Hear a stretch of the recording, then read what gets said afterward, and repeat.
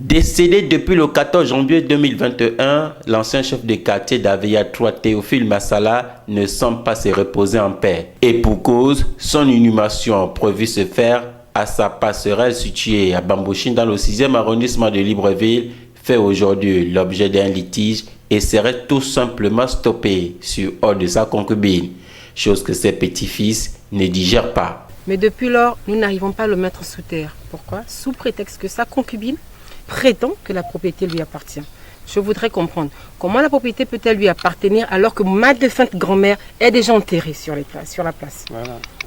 La tombe derrière vous pourra soutenir ce que je dis. En fait, on veut comprendre ce qui se passe. Sur ces images, les personnes chargées de creuser le caveau auraient été interrompues par les forces de l'ordre, soutenant que le terrain sollicité pour l'inhumation serait celui de l'ancienne partenaire de vie du regretté Massala.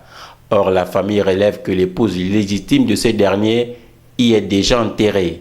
Une incompréhension que devrait prendre en compte la justice gabonaise. Que lui-même, de son aveu, a souhaité qu'il soit inhumé sur la même parcelle où a enterré sa femme. Travaux, maison faisant foi.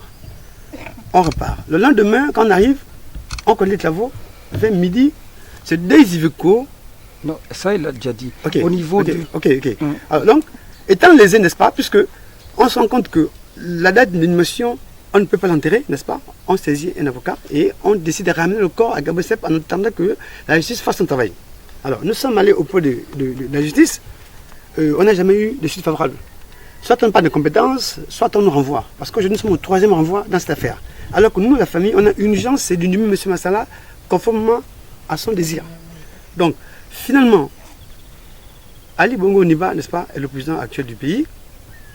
Il a mis en place des institutions, enfin, il a délégué ses pouvoirs au niveau des institutions avec des dirigeants qui animent ces institutions.